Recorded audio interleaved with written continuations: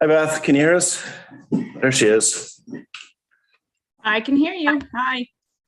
Thank you for joining us. Okay, let's start the June 14th Planning Board meeting. As always, the first thing on our agenda is to approve the minutes from our prior meeting. It was pretty straightforward. We had a lot of correspondence regarding the White property and the Goodson property, and then received a whole bunch of wetlands applications. And we reviewed the CASIC engineering report and paid one bill. Nothing very exciting. Everything looks in order to me. I make a motion to accept the May 10th meeting minutes. Do I have a second? I'll second that. All in favor? Hi. Great. We have, this month we've received continuing correspondence regarding the White property.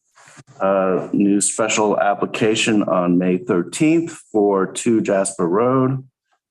A new application for wetlands at 42 and a special permit at 42 Gardens Bay Drive. And a new lot line adjustment for SH29 West Neck LLC, which we will discuss. We have a couple bills in front of us. The first from the Raynar Group for $262.50 in the month of May. This is for reviewing the CASIC application and a preliminary review of SH29 West Neck LLC. 1 3/4 hours. Money well spent, as I always say. So I make a motion to accept the Raynar Group's May invoice for $262.50. I have a second. I'll second it. All in favor? Hi.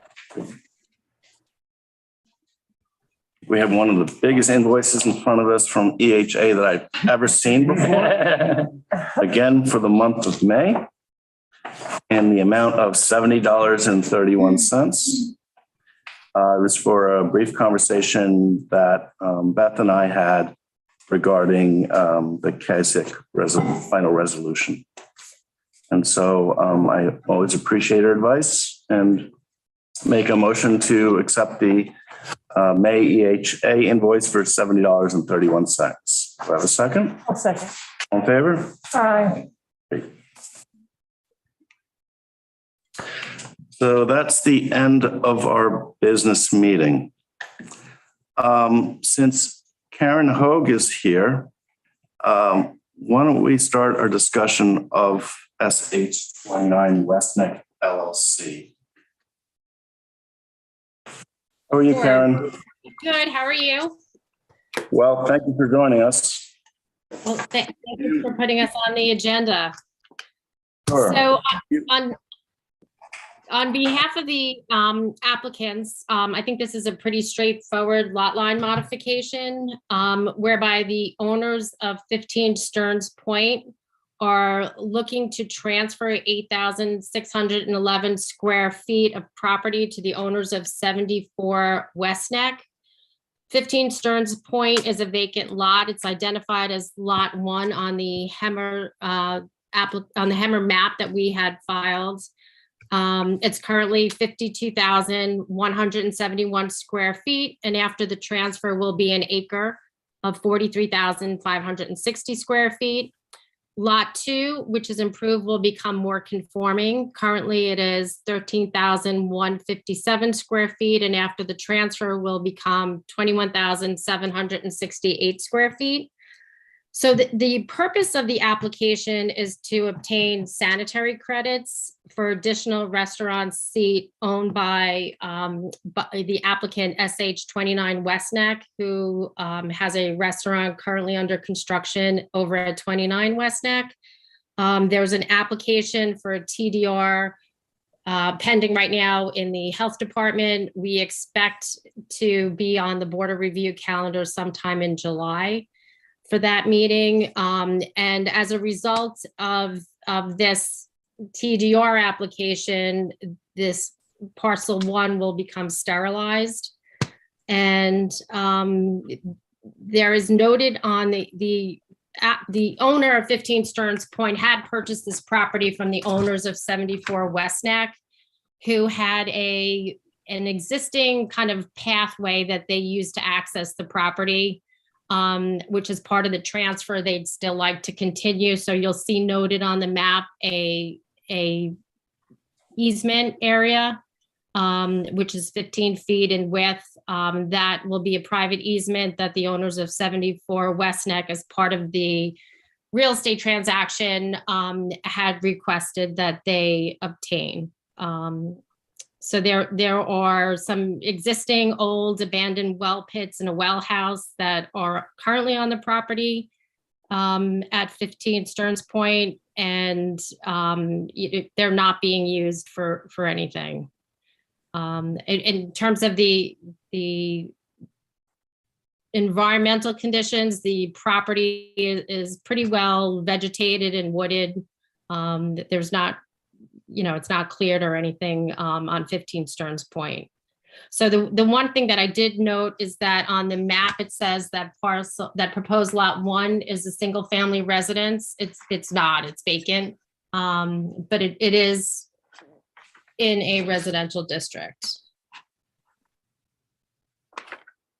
Okay.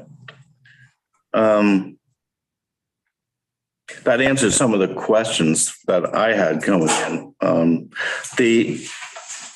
The proposed 15-foot easement, what is the purpose of that? We have some. Right, so it's so that the owners of 74 West Neck can continue to access the rear of their property, which if you look at the transfer parcel, that area is all wooded and vegetated, and they've been continuously using that for several years during their ownership, and they would just like to maintain it as a pathway, as a trail, and it's not going to be developed in any form. And it was just part of the real estate transaction that they wanted to keep that, and we were okay with that. It does take them down to a very low spot on the combined properties, for sure.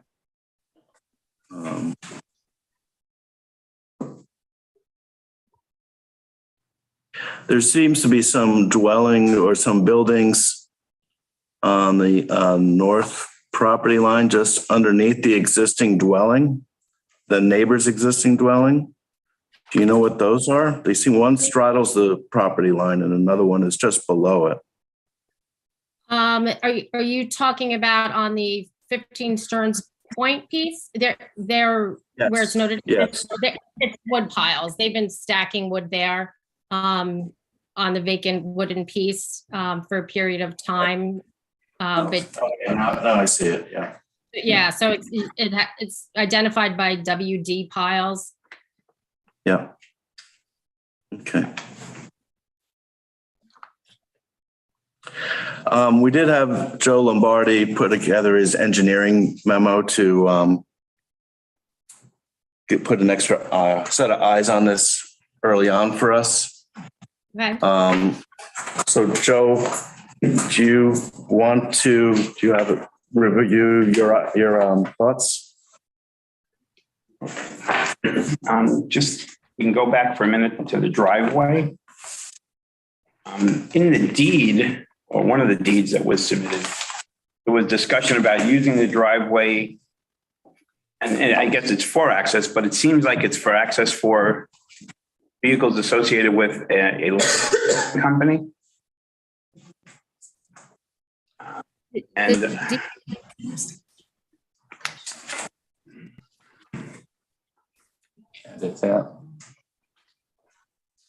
there was also some, within the language, it's the deed, it seemed like there was a possibility of improving the driveway or locating the driveway sort of outside of the easement. It's basically the driveway. What's shown as the center line of the easement is kind of approximate, and there's a possibility of relocating the driveway to avoid trees. And one of the questions would be, what kind of improvements, if any, are being proposed for this driveway. And the easement, if it's not really, there's no meets and bounds provided for the easement. So it's kind of just a general easement over, I would think at least the 40-foot section of that flag strip going back. So Joe, I'm just sorry, I'm going to jump in here quickly. It said, this is on the last page we have on the deeds. It says, together with a 15-foot wide easement over said premises described on the attached survey dated by Michael Hammer, said easement for the purpose of ingress and egress for landscaping equipment, such as a backhoe, the seller's property. Because he can't get to his backyard from West Neck, Joe Biden Right. today.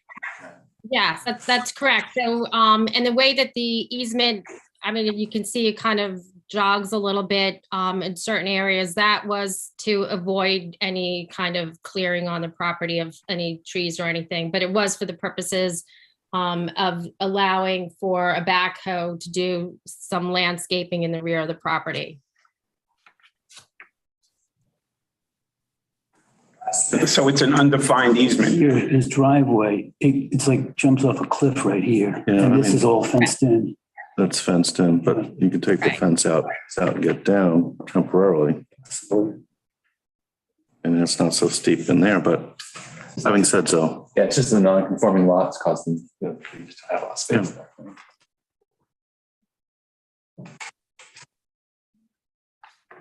So is the concern just that it's an undefined easement and we don't know what the purpose is? yeah, well, That's what you're saying? starting to get a, And if it runs with the land, if this lot gets sold, It's on What the happened- survey, so it should be able to be defined. Right. Right, we- Just, we yeah, don't but- have a meets and bounds, but it's on the survey, it says. It says Right. 50-foot wide easement over premises described in the attached survey dated February 16, 2021. So we should be And- able and to get, We can have a meets and bounds description prepared for that easement area. I mean, we're showing it on the lot line to, so that the board knows that it's in existence as a private easement. It's going to change. well, I think from what they said, what it represents is now being conscious of the trees already. And so that and it doesn't sound like it would be a daily use thing. It'd be once a year, twice a year kind of thing. Unless, There's Correct. nothing written, the easement isn't limiting the usage. It could be every day. There's nothing in the being asked for. So in theory, it doesn't matter what it kind of normally is. It's written, right now it's written generically. But it seems like what you're saying, because you were there today, it serves a purpose in that he can't reach his property in any other way from West Neck. That's why. well, I'm looking at it here. He's gated in the front, he's fenced in the front, fenced in the back. But he can take those fences down temporarily and drive around and get down. That's something a skid steer or a backhoe could do. It doesn't seem that steep to me. If that was our worry. I don't know if that is our worry. No, I mean, he has an easement, so they decided that once, a long time ago. Joe, you also brought up this earth path to a neighbor's property. What is the deal with that? if you look closer to Stearns Point Road, there's something termed an earth path that's on the west side of the 40-foot access strip. And it kind of snakes around and goes to the south and then back to the west. But so the question that is that some easement that was given to the neighbor for his driveway? Or what's the purpose of that, earth path? Right. I believe it was just an existing earth path, but it doesn't serve as any kind of direct access to that property.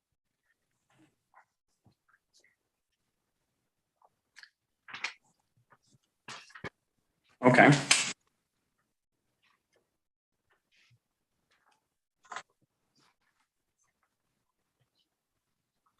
There's nothing in the deed about the earth path. I just skimmed it. I didn't see anything. No, and I mean, I can send the board pictures. I think it's just a, as it says, it's a dirt path. But You can drive I by. don't, Yeah, just like. I don't think, I mean, it's not used as access. It's not a legal access to their property.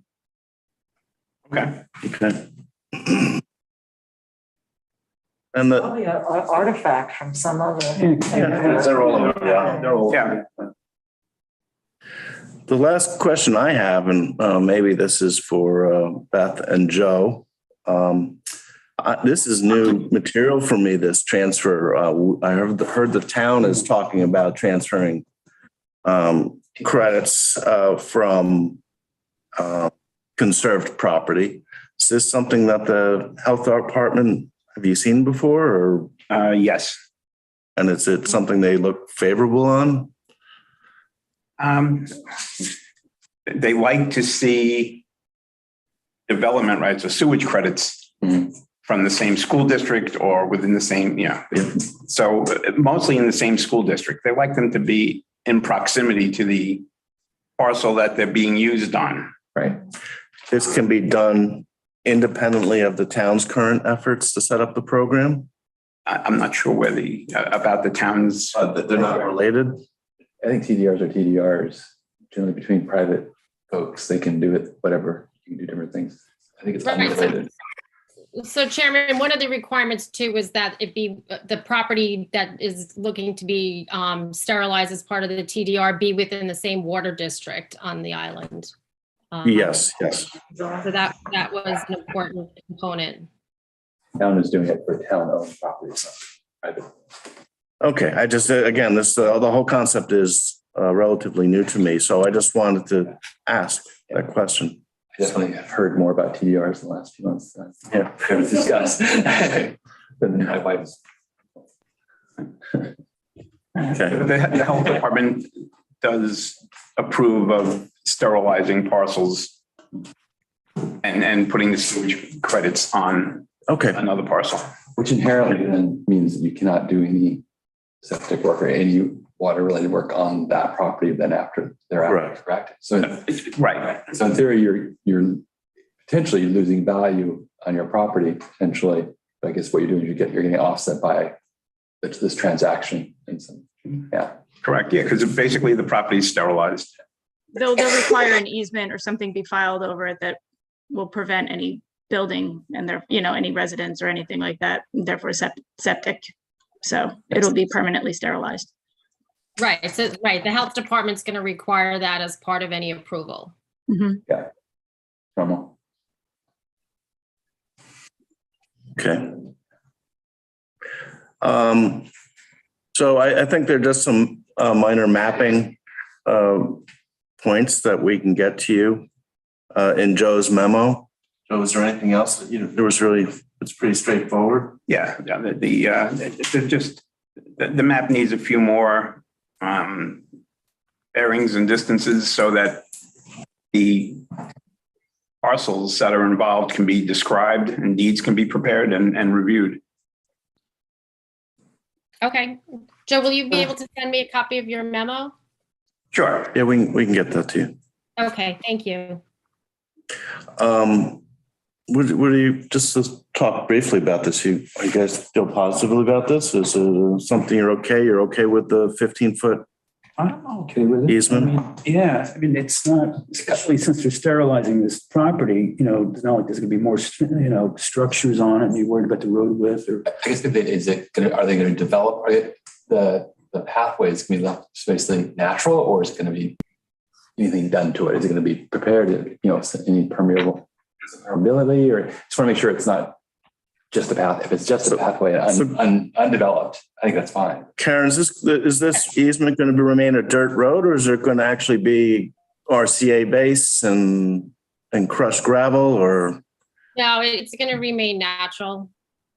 just a dirt road? Just the way it's been used for years. Yeah. Okay. I think if they were to do anything, it would require a permit. right, to do beyond that. Gravel, to do driveways. You typically don't on Shelter Island. Uh, Driveways are not regulated. It's good for safety also. If there's a fire or something, you can get closer to the house. But it's 15. So that goes to the next concept. If, as you pointed out, there's a 450-foot easement now, dirt road. Is 15 feet the number? Is there anything guidelines there? We're obviously not going to get a fire truck down there because it's not an apparatus road. No. And, for a driveway, it could probably be 10 feet. Depending on the size of whatever the vehicle that's driving down, they may be brushing their mirrors against vegetation. But 10 feet, 12 feet, that's So there's nothing that we have to be concerned about. And so 15 is okay. If they want to go less, they could go less. well, yeah, and that's just the easement. Well, that's the easement, not the road itself. That's not the improved, if there's an improved surface. Yeah. But, it sounds like it's just a path through the woods to get from Stearns Point Road to West Neck Road. Okay.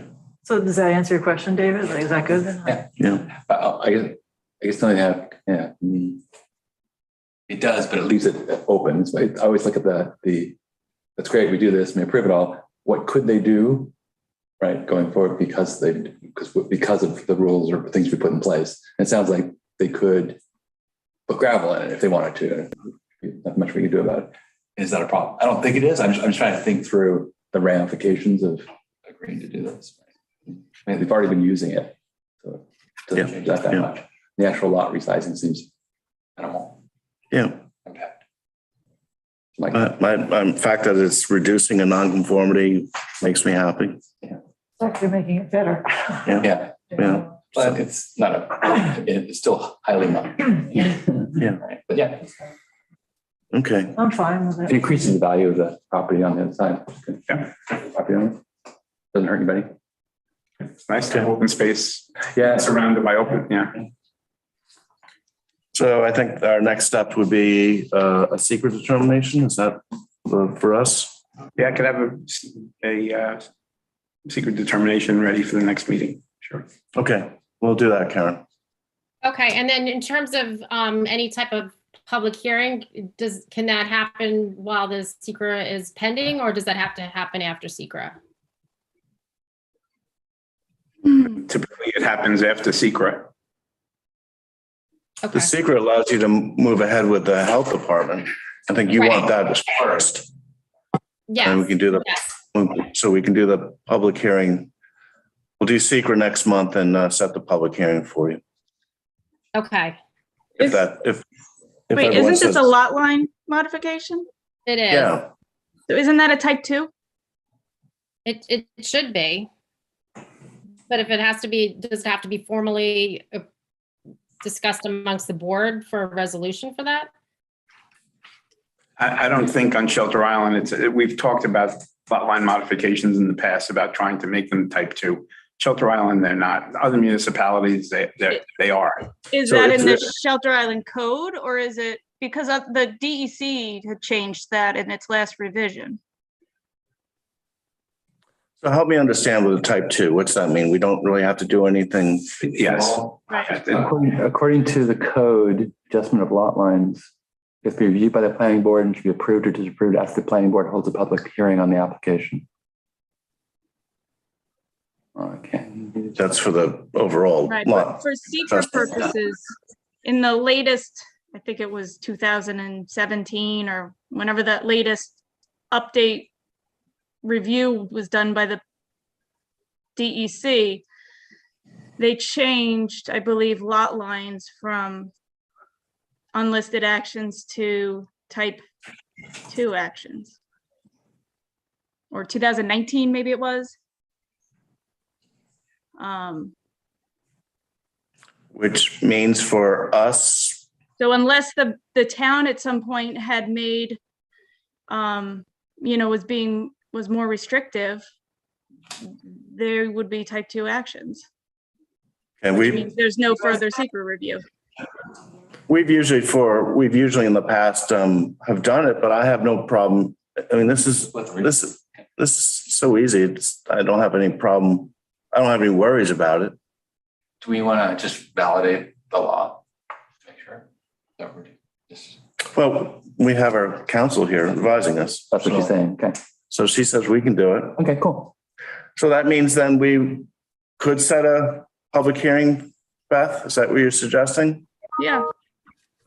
I mean, I'll double check when I get, in the office tomorrow and if there's another issue, but I think otherwise, yeah, there is no further secret review because it's a type 2 action. And we just mention it in the final resolution that we, Right, that it's a type 2 action. And therefore no further secret review is required. okay, And in the notice, usually you would put that it's a type 2 action. For the public hearing, you would put it's a type 2 action. okay. All right. So Karen will hear more from us in a day or two. Okay. But for now, our intent would be to set the public hearing for next month. Okay. When is the meeting going to be in July? Meeting is 14th, Tuesday, the 14th. Okay. Great. Yeah, it's a type. Okay, see, I'm looking it up. It is type 2. Yeah. Okay. Great. Okay. Look, thank you very much for your time and have a nice evening. Thank you. Take care. Bye.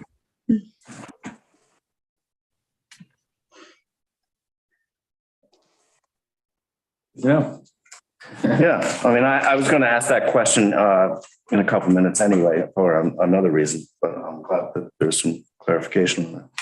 Also regarding the town, when they were reviewing the septic, in this situation, the town was looking at creating a bank, which Right. would then have a place where different properties would be sterilized and those credits would be held in the bank and operated by the town, versus this situation with the planning or with the health department, where the health department is looking at an adjacent property that it's sterilizing, that the same owner owns, versus a stranger going to a bank and asking for credits. This is his own property he's sterilizing. So that's the difference. The legislation the town was looking into was creating a septic bank, basically, a credit bank. Right, that makes sense, and yeah, thank you for That's why they're clarifying. I had no idea that the health department did this on a private level too. They do to some Private. degree. I mean, I think Joe was saying that they have to be in the same, either water district or some school district, or, it can't be, you couldn't buy a property in Sag Harbor and say, I'm going to sterilize that one. So give me an extra septic here, or let me exceed my septic, or anything like that.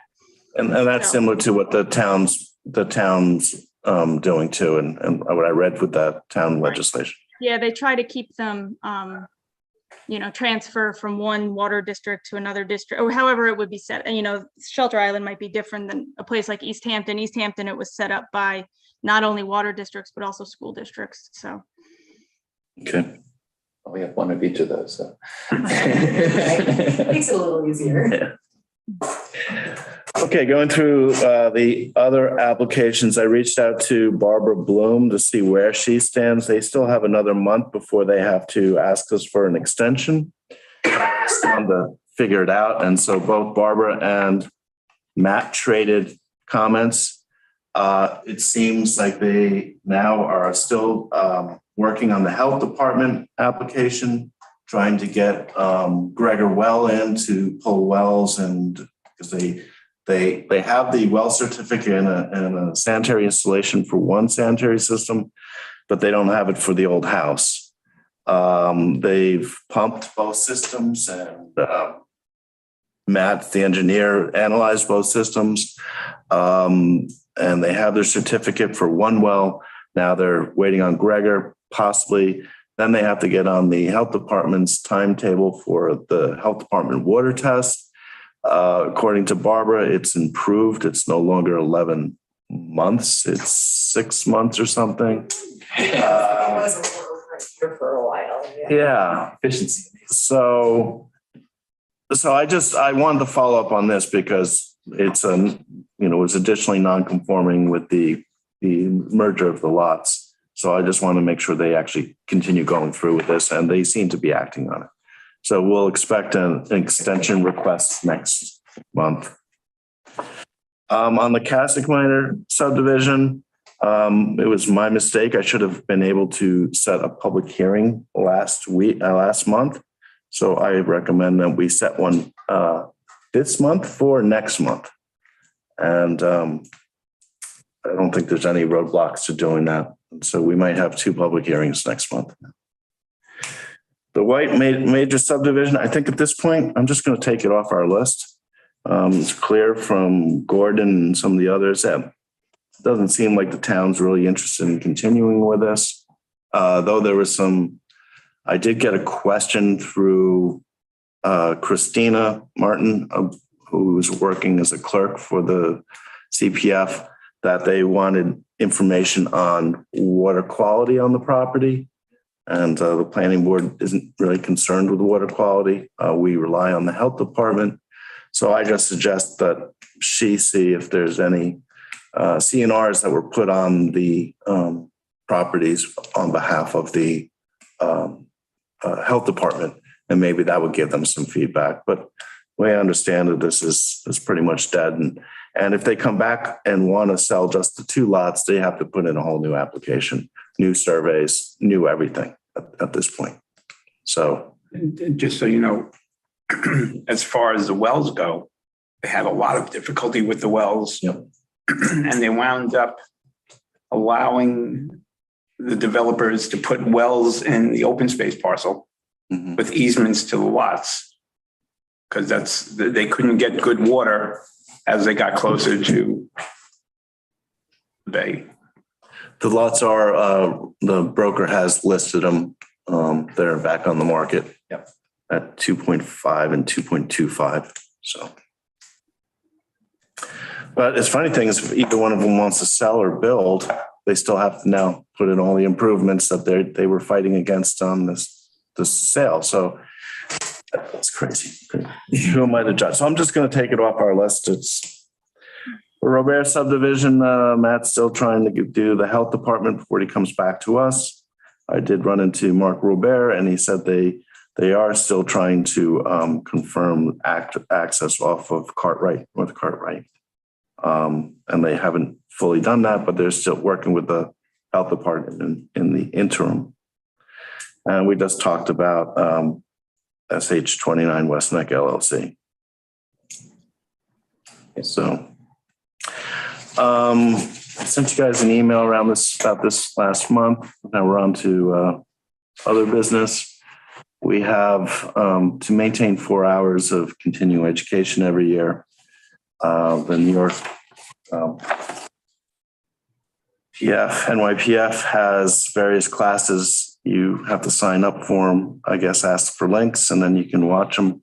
Obviously, this is something you're going to do in October, November, right. December, but I just wanted to get it on your radar again that we, it used to be where they'd have a meeting, we'd have to go up for half a day or a day, which was rather inconvenient, and they were always boring. At least here now we have a list of things that might be a little more interesting, and we can do it from the comfort of our own home. So we want to talk about the wetlands code, but I want to talk about, I guess, 42 Gardeners Bay first. I'm just going to bounce to that one. And David and Reed wrote a very good memo. I thought Reed might be here tonight too. I would too. Yeah. I texted him and he's not responding. Okay. I did get a chance to look at it after you wrote that, before I got here. Okay. No, I think it's a very simple concept. They're moving everything out of the wetlands and the adjacent regulated area. And I don't think there's a problem with it.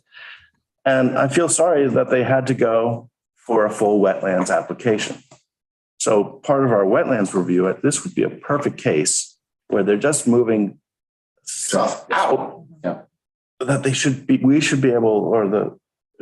able to be reviewed on a administrative level, whatever that ends up becoming, instead of a full application.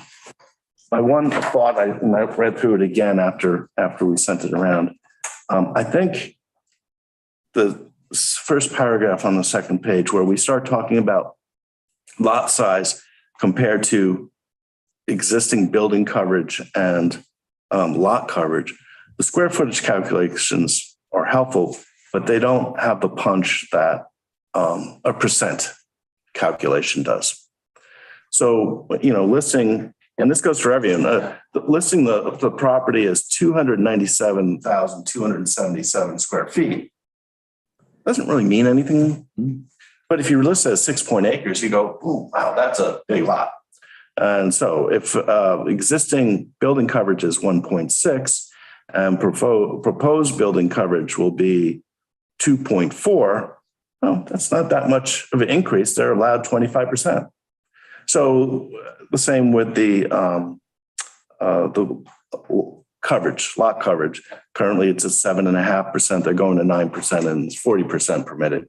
So I think if we use the percentages and the acreage, it just might pop. And if you guys don't mind, I'm going to, before I release it to the town, make those changes. Makes sense, given the first one I worked on, and I think the subsequent one we worked on, we did that. Yeah. It was much easier. Yeah. And you just mentioned square footage.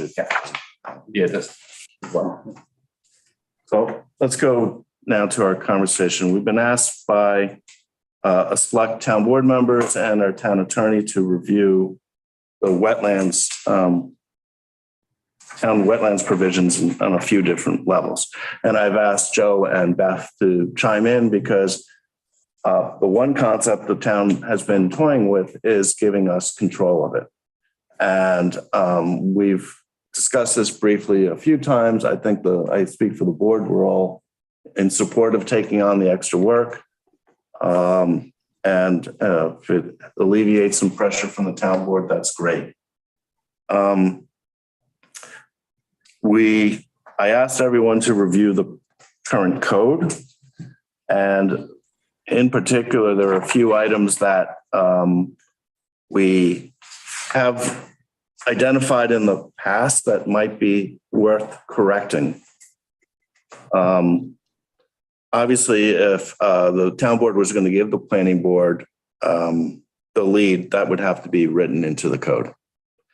And I think the idea would be the CAC would still review projects and present their report to us for our consideration. So we'd have to take that on. The code currently has a list of can and cannot do. And one thing it says less than 100 square feet of construction in either the vegetative buffer or the adjacent regulated area, you do not require a permit. But if you demolish less than 100 square feet in the either area, you do require a permit. Really makes no sense to me. Yeah. And so we've talked about either saying both require a permit or no permit. But if we're doing less than 100 square feet, if it applies for the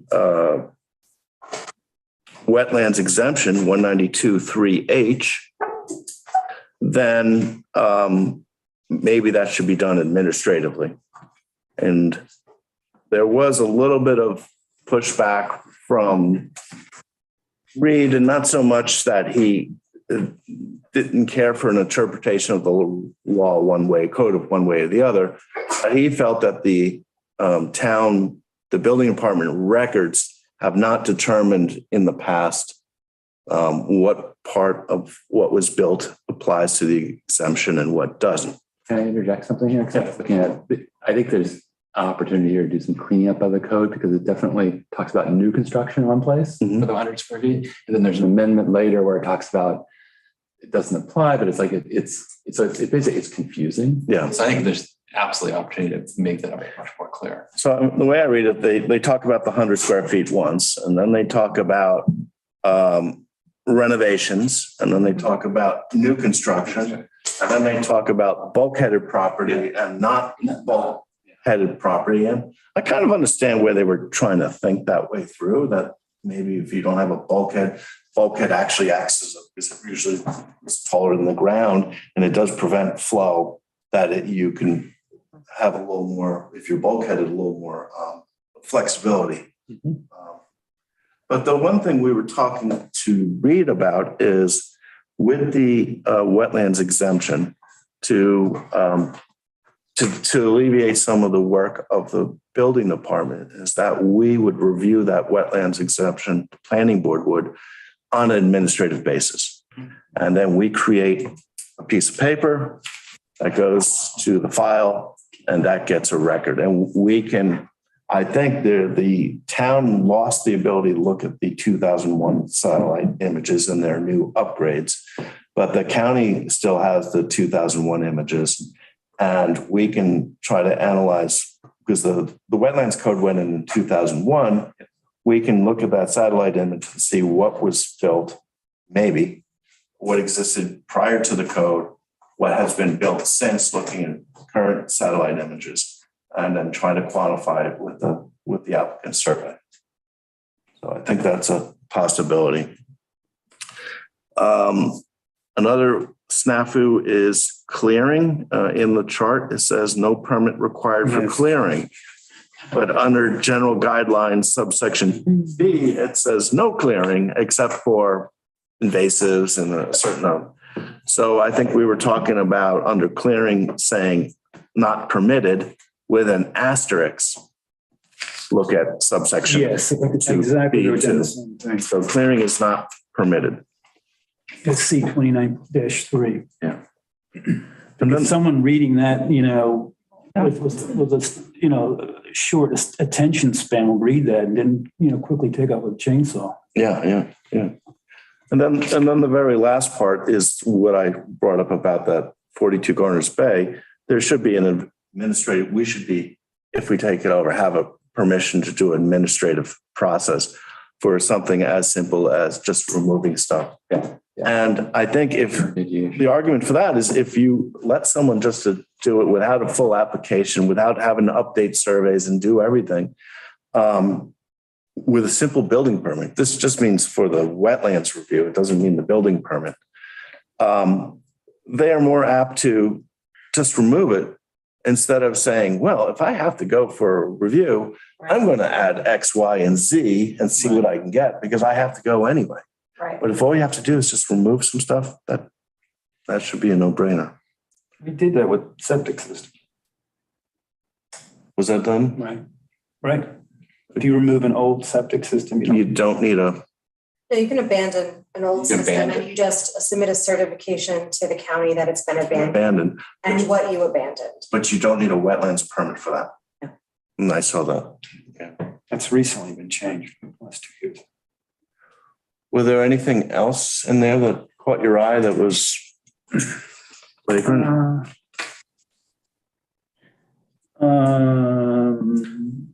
I had a question about they talk about a wetlands officer who administers stuff. Is that is there a role already currently that somebody's doing that role?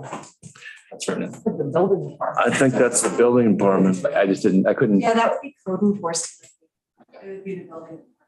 Yeah. it wasn't clear. One of the things Reed keeps bringing up is he doesn't know planting materials. He doesn't know all these things. And so I was in the back of my mind thinking, if we're going to look at something and request a buffer, we want a more specific planting plan, not just blue switchgrass without giving a density. We want to know more specifically what it is. And it should come off the list that the CAC put together. And then maybe it's a CAC, if there's someone qualified on the CAC, that they could be the person to go inspect the buffer. It's just a thought I have. And Also, that list, I believe, is not so clear to find. it's hard to find it online. Right, I had a homeowner who asked me about it and I referred them to that. It's and on it the said, CAC page. okay, so but maybe a link or something to make that a little more clear. User friendly. Put it on, Yeah. if we can put it on the town wetlands or part of the town wetlands application even. That's where I think it connected. should be. Yeah, I would think we want is somebody who's a little more expert than we are, certainly. And then if there's something to CEC, that's great. Or I would say also you might want to consider having like a consulting budget. You'll bring in somebody who has the expertise potentially. It's another way if the, it's all volunteer positions, but if you want to make sure we actually cover it accurately. Or you could just give them the list of names, right in the code. Well, that's, You know, that list is there. I and don't they want to can- get into being, into the landscape business. Yeah. Right. That's not our purview. Then the next part about it is if we take it on, we then have to write resolutions. And that would be for Beth to take on, I presume. Mhm. I noticed that all the town considers they all have to file secret reports, but the town would never do a full secret review like we usually do. And that was what I was going to ask about it today. So it would be a type 2 action and it wouldn't need a full review or any way, really. If it's with a single family house, it should be a type 2 action anyway. Okay. So there's no review, but they still have to file a secret report. Nope. If it's a type 2 action, you don't have to do anything. It stops there. So we could take that requirement out of the wetlands application For a single family. for a single family? I think so. Interesting. It's definitely makes sense. Interesting. I'm sure it's in there because they put everything in for any possible wetlands. Yeah. Also includes non-single family, right? Yeah. So we have to. Interesting. Joe, how do other towns address the wetlands applications? It's usually in the planning board, right? Who does it? No, it actually differs depending on where you're going. And in the town of East Hampton, the zoning board of appeals handles natural resources special permits. Oh. Town of Southampton, there's a conservation board that handles wetland permits. Okay. If there's a site plan application or if it's something that goes before the planning board, then they become the lead agency, let's call them, for wetland permits. So it varies depending on Town and the jurisdiction and what is being applied for. And how it's structured too. In East Hampton, the zoning board handles not only NRSPs, which is their special permits, they also handle they have required setbacks from natural resources. So you have to be 100 feet from a wetland, but you could request a variance from that. So the zoning board handles that as a variance review, which is a higher standard than getting a special permit. So that's why the zoning board handles both of those. East Hampton Village, I believe it's the zoning board as well. Handles their environmental. And I would say, and Joe, you can correct me, but I would say all of them have some sort of consultant review these applications as well. They either have in-house staff or Right. they have outside consultants. Right. Most villages, I would say, have a consultant. The towns usually have the in-house staff that do it. So, Got it. The village of Sagaponic has an agreement with the town of Southampton. So wetland applications go to the town for review. Okay. Well, I think we've been doing a fairly decent job going forth. Hopefully the town will keep tracking this way. And we have you to rely on too, if some issues come up. I did go through the application and thinking now, I'm putting on the planning board hat, if we were to take this on, how many copies of each application are required. The application in this part says 24 and another part says 12. So that obviously would have to be corrected. The planning board would need 5, 1 each for the consultants, 1 for the clerk. That's 8. CAC would need probably 2 copies. That's 10. Would our liaisons want copies of all these applications? They're Online. digital. We can just use the digital ones. Everything's digital. think it's more important for the people who are going out to the. Anyways.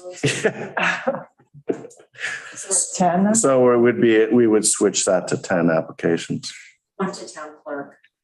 Yeah, one to Town- town clerk. Town clerk, She needs one for the Right. town record. 11.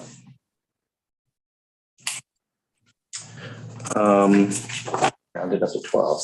Let's say you three, because they like to have hard copies. So we'll Kill the trees. We'll stick to the 12th then.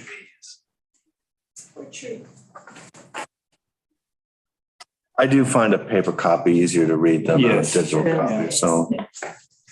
On the boat. When it comes to the map, it's just. Oh, no, you Yeah. can't zoom in on it. The text is fine, but. I like both. It's like, it's, depends on what you're doing. The one item under the pool project involves a swimming pool. It's either saltwater or freshwater. But I think there's really three types. There's, some people have real bay water, salt Right, water. right. Most people have salt cell chlorination. And then the last is a freshwater or chlorinated water. Yeah, that always confused me.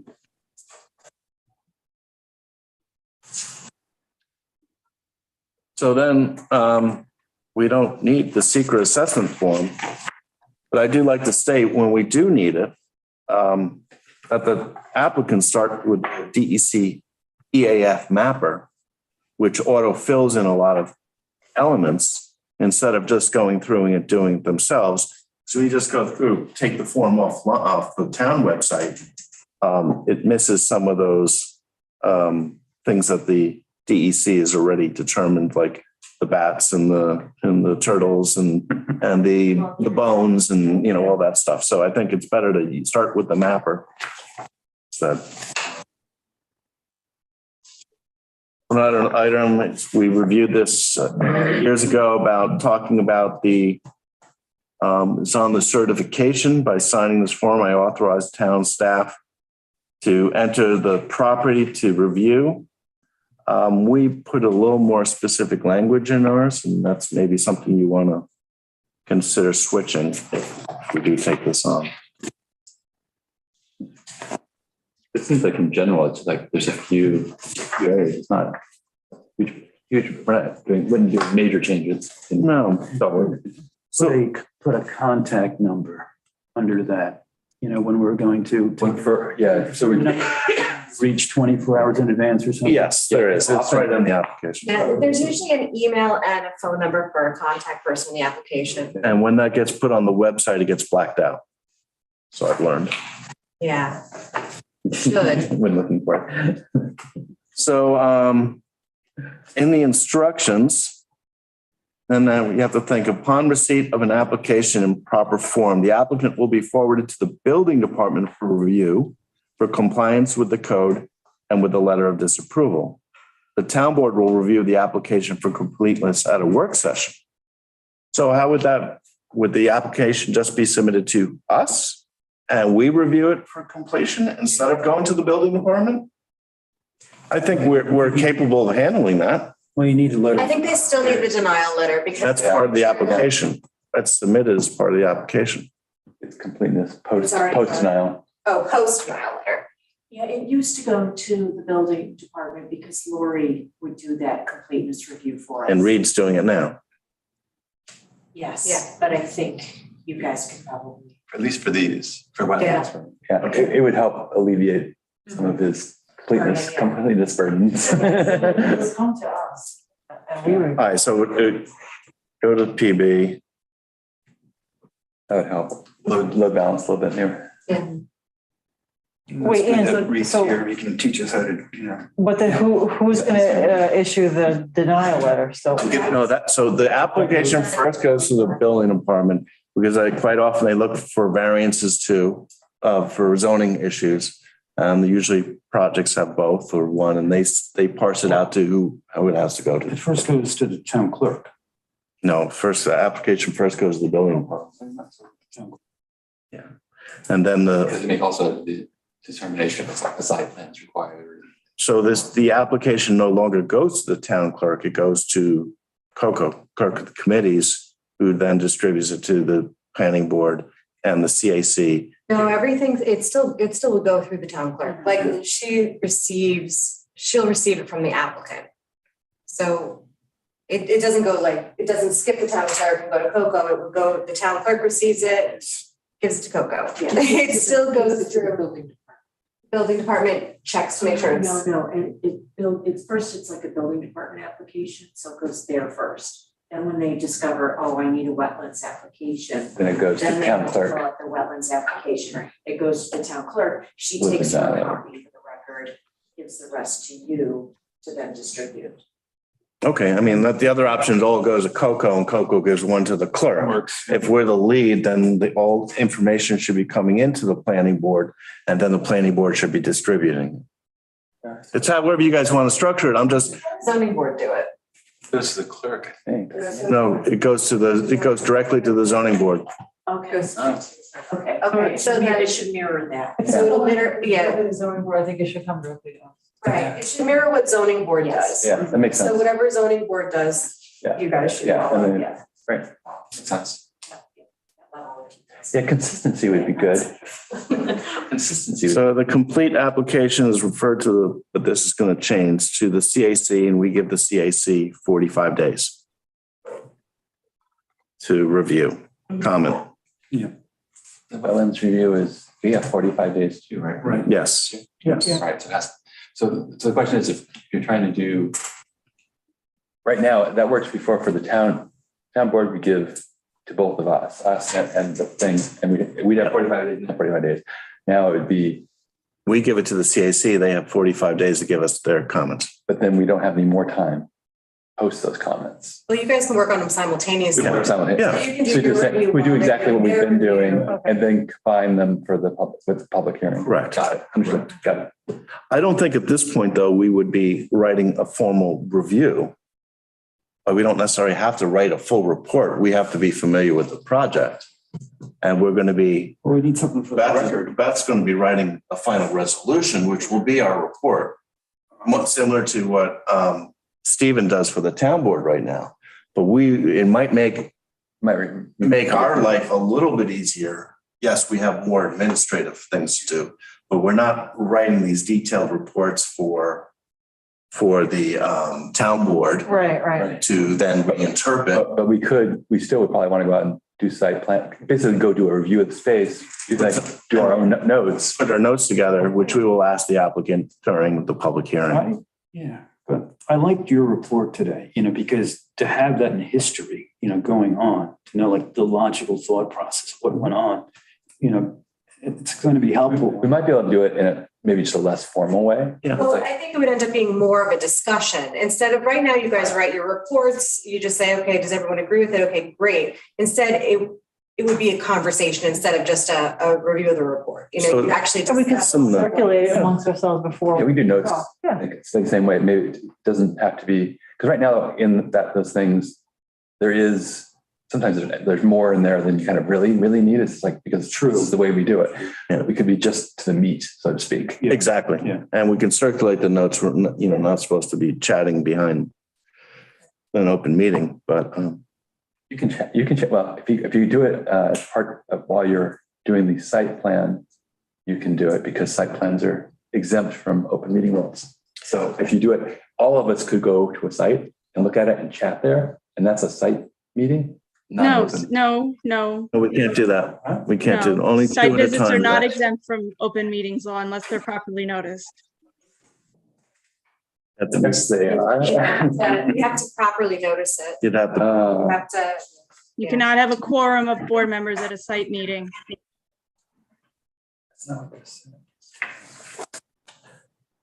So under instructions, I was curious to say that it says this form is an application for an administrative wetlands permit.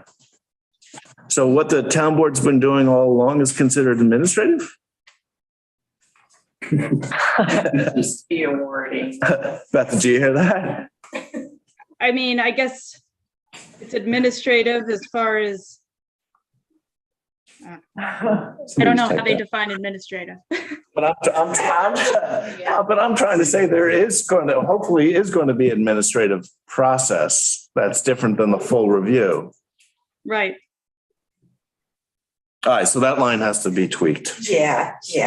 12 copies be given to the clerk of the committees or the planning board clerk.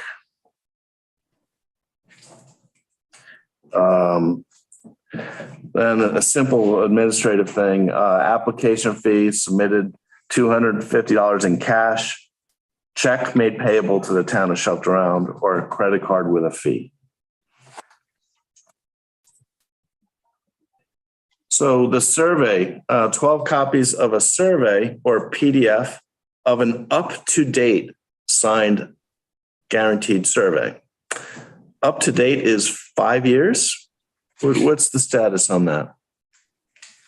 I don't know what that means. Most municipalities say they want it. And they want a survey that's within 1 year. That's what I was gonna say. 1 year. But I know that But it takes years. They use survey, they use survey and site plan interchangeably, Yeah, and they're not the same thing. correct. In this instance, we're talking about survey, we're talking about site plans. If you have items that are proposed to be constructed. It says survey, so It's site. not really a survey. All right, so we'll change it to site plan. We gotta be careful that there's like site plan is like a uppercase thing in our codes. We make sure it's the same as site plan. Because then there's site plan review, which There's is a site plan, different. yeah, from different site thing. plan, Yeah, so- exactly. I create site plans. I take the survey. The surveyor usually gives me his CAD file. I import it into my plan and then just add elements on it, but I have to designate it's his work that I'm just overlaying on. And that way I can show the new construction, what Yeah. layout, what's being done. I'm just saying in the code, there's a specific wording around what a site plan is and that requires a town board to review, which I don't think you want. So I think we should be careful about That's what you're talking uppercase about. Lowercase. versus lowercase site plan, or just like, which is probably why they used a different word in the code. Okay. The reason I went to 5 years is I believe it's the DEC that permits environmental flagging to be 5 years old. Is that true? No, I'm not really sure, only because the town of Southampton, it has to be within 3 years. 3 years. And, whatever the DEC wants for most of our work is moot because We should the ask town Lee, supersedes it. I just had a conversation with him about this, about a property, and he knows, but I wish he's not here tonight, but he knows what it is. Yeah. I'm happy to set it to the DEC standard instead of something more specific. Right. And for some reason, I thought it was in 5 years, not 3. I can't. Well, I think that could be true for the DEC. I'm just saying we don't, for most of what we do, the DEC doesn't come into play because the town supersedes it. Wouldn't you want So us to the just? survey is for showing what's currently existing. Survey, submission of 12 blueprint copies. We don't do blueprints anymore. And a PDF copy of an up-to-date signed guaranteed survey giving a detailed layout of the lot or parcel drawn to scale and clearly showing the following elements. And it has a list of, this is on the application form. Okay, because the code says a current certified survey prepared by a licensed surveyor showing the information set forth in the application form approved by the town board. So, I was just asking about this up to date. Right. I would think that the board would want whatever is currently, you'd want to know within a very recent time, I would think, of what's currently on the property. That's what Amber's saying, reflecting current conditions, but not requiring a specific date. Yeah, A survey that reflects current conditions. Yeah. right. And then on our site, when we do go to site, it's like, oh, but this is not there, but it's not on there. Then we can push it back and say, hey, it's not current. Mhm. That makes sense. Okay, so we'll change that. But you also want to know and make sure, things can be moved. Like the Sheds wetland can line. be moved 5 feet out of jurisdiction and then move back 5 feet. You want to know where things are that you're approving at the time you're approving it.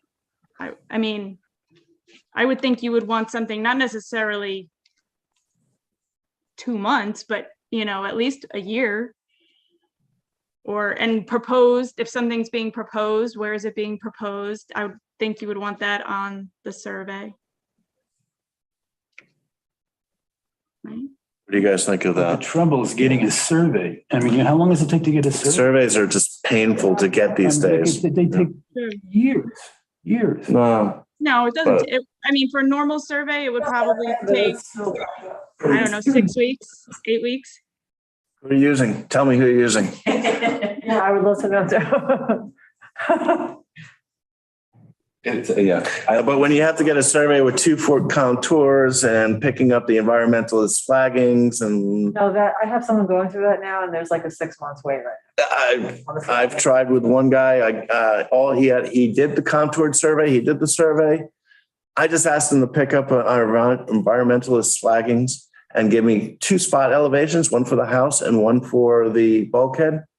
17 weeks later, after 20 calls, emails, I gave up on him, just did it myself and put it on my signature on it for picking those lines up. 17 weeks and I couldn't get him to budge. yeah, it's just really busy. It's unbelievable. We'll find out what the delineation standard is for DEC. Topography, it references NGVD 1929, but I thought the standard right now is 1988. NAVD 1928 is the standard. NAVD 1988. I'm sorry, yes, 1988.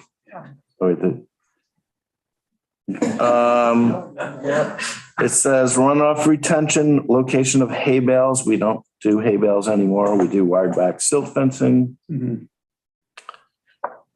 Please indicate whether driveway is permeable, impermeable. But I think, wouldn't we want to know what the construction materials are?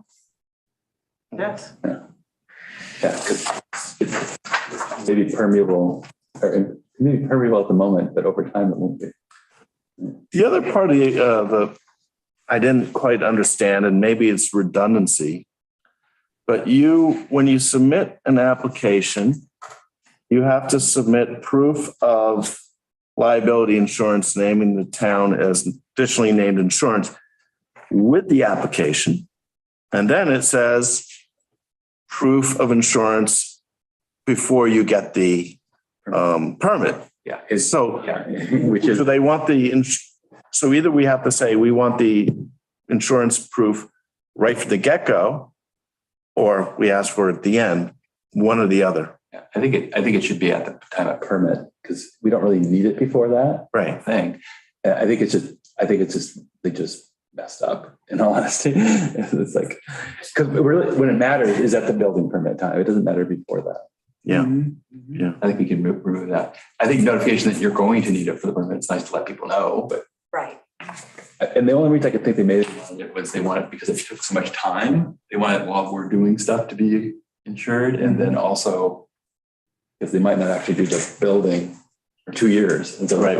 they could let it lapse and add insurance. That's the only reason why I would think of it was too, because I saw that too. And it's like, that was the only logic I thought maybe. Why we don't have to pay more for that ACORD certificate? But I don't think my question I was going to ask is do we need the insurance as far as doing the wetlands analysis? It's like, is there any, because we're going on site, do we care? Then are actually issuing the wetlands permit. So I think we will need to have the proof of insurance before so when someone currently goes to the town board, they vote on a resolution, and then Dorothy sends to the applicant a copy of that resolution, but also it's a copy of the permit, which is independent of the resolution.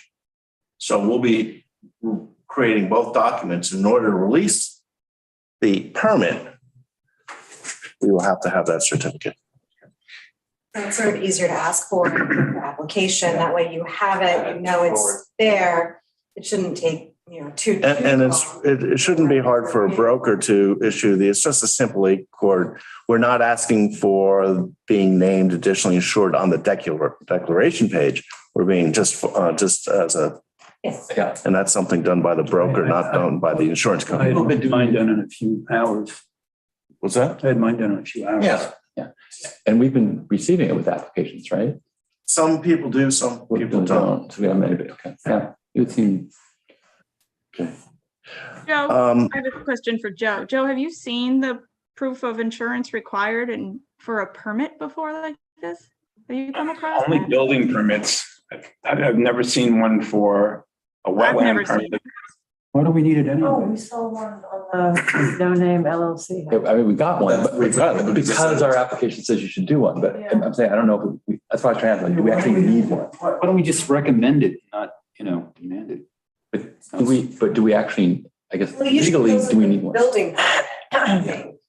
I don't know if that's. You don't need to, carried over. when you do pull a building permit, you do not need to name the town as additionally insured on a building permit. You do on the dock, But the contractor has to be insured. the contractor has to be licensed and insured to the town. And that means he has to present a copy of his, yes, he has to name the town as additionally insured. The homeowner doesn't. But But wetland the permits, town clerk has been requiring this for the wetlands and for docks, that the town, the applicant name the town's additionally insured. maybe we should ask Keely.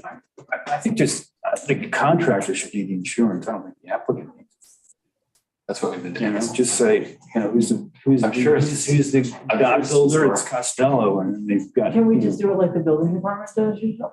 Is that right?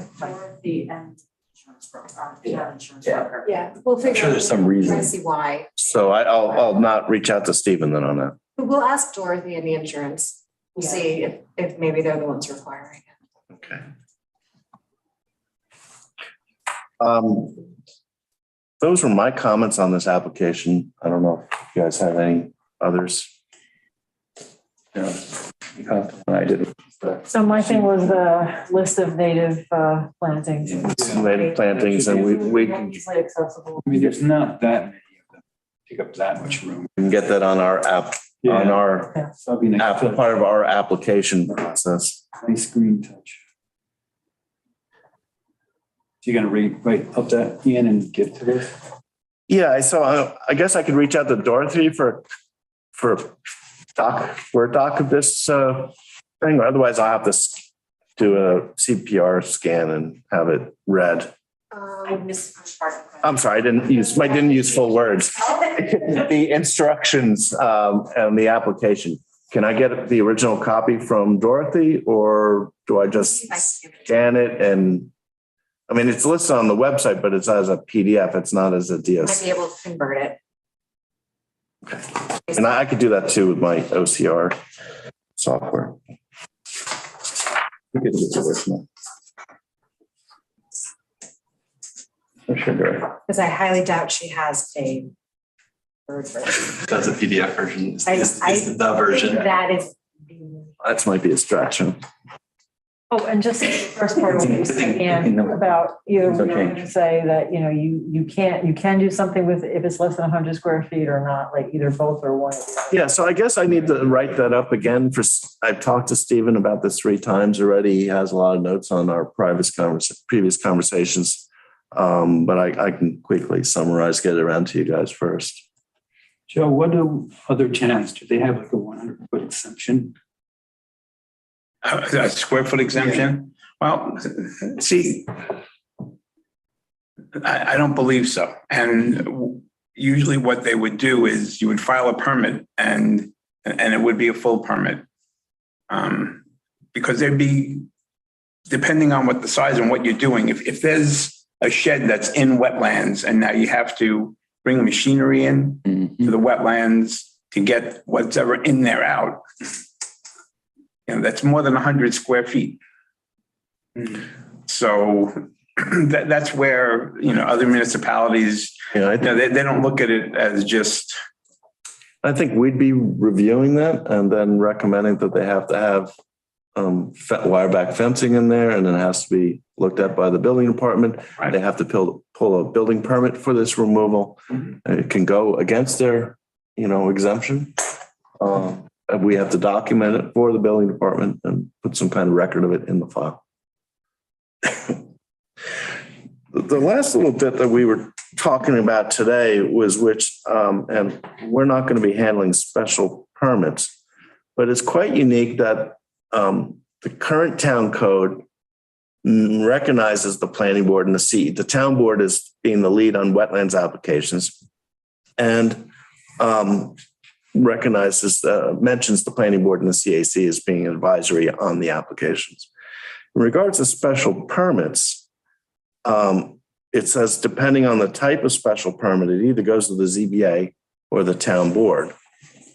And it doesn't mention anything about an advisory body, whether the planning board. Now, of late, most of the last 5, 6, 10 years, most of the special permits have been reviewed by the planning board, but that was only under the direction of the town board. When Dorothy used to send us actual transmittal letters and say, please review these. Is that something Stephen should look into if there's going to be a more of an advisory role on our part to recognize us as a reviewing body for special permits? And then that would be a step in the forward direction if the town board would ever want to do what they're doing now with the wetlands. It's an easier PR, Right. push to make that transition. So I think he is, I mean, he's, there's just so much on his plate. I will. I think we all are looking in that direction. Yeah, so I will have to just then. There should be some clarity, but right now we're going to continue.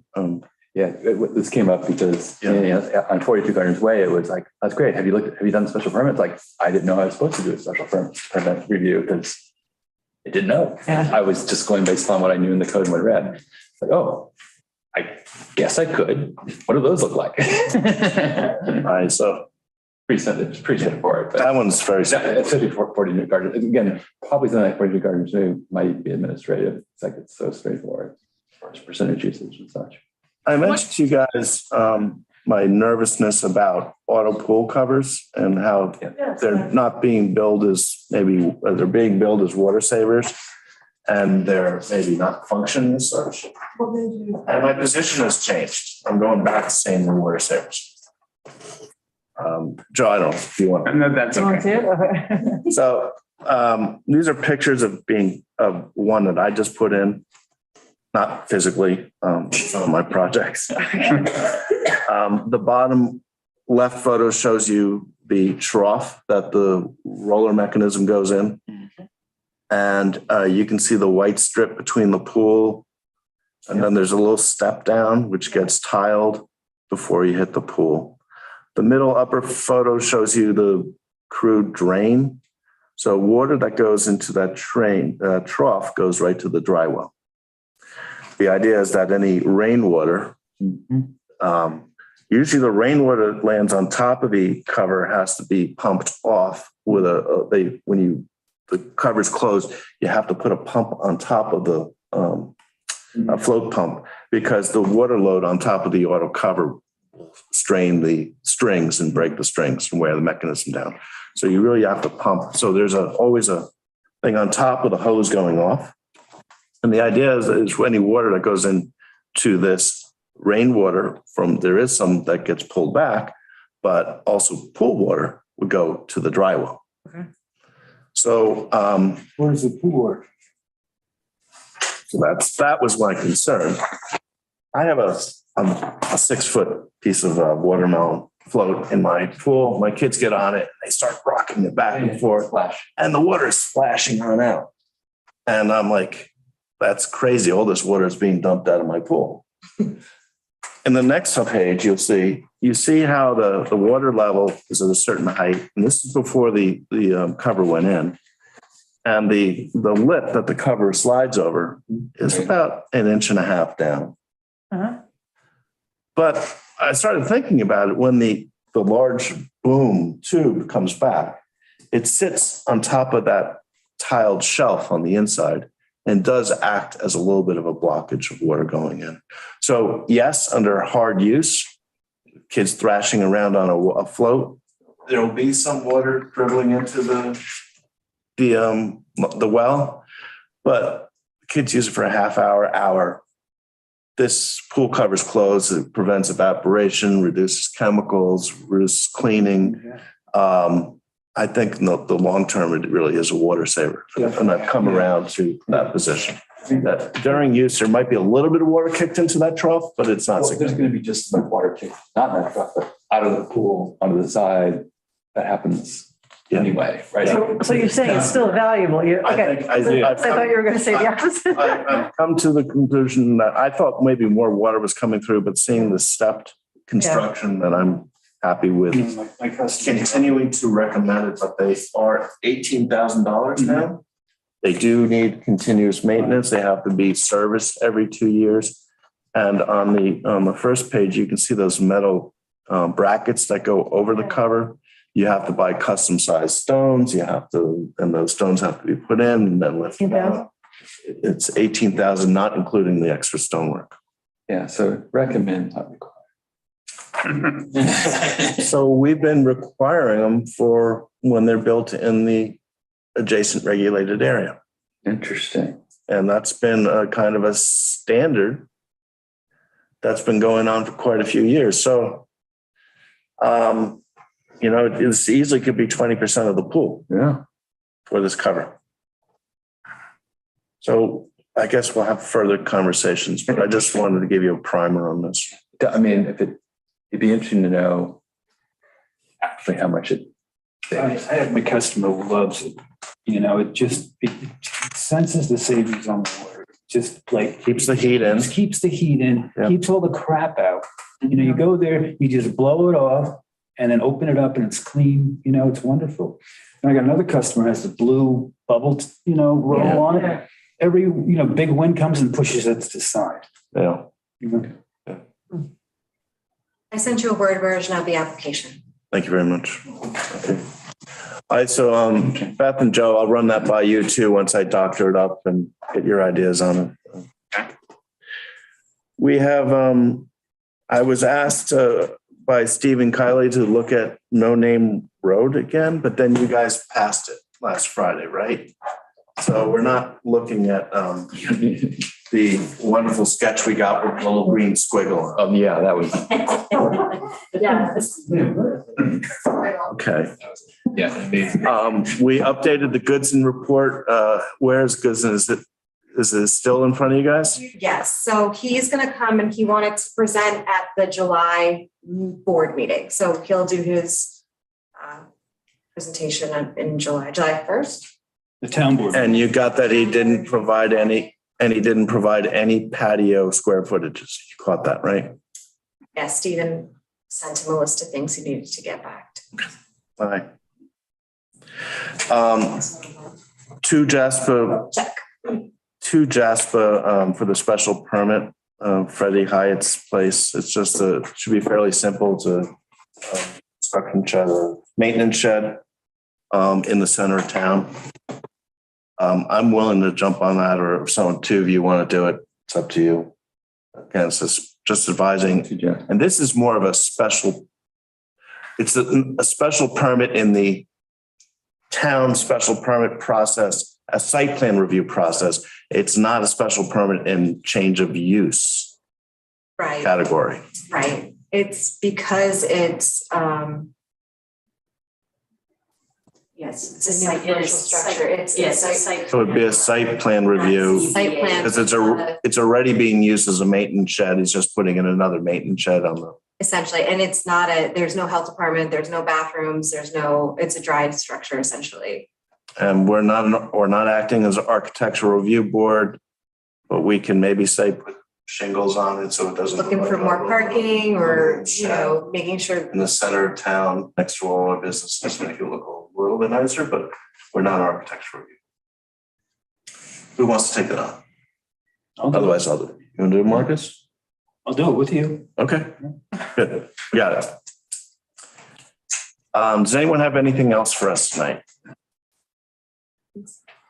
Awesome. Well, thank you very much. And Beth and Joe, thank you for hanging around. Beth, you're going to write the ad for Kasich and for the other one, the public hearing? Sure. Thank you. The notice?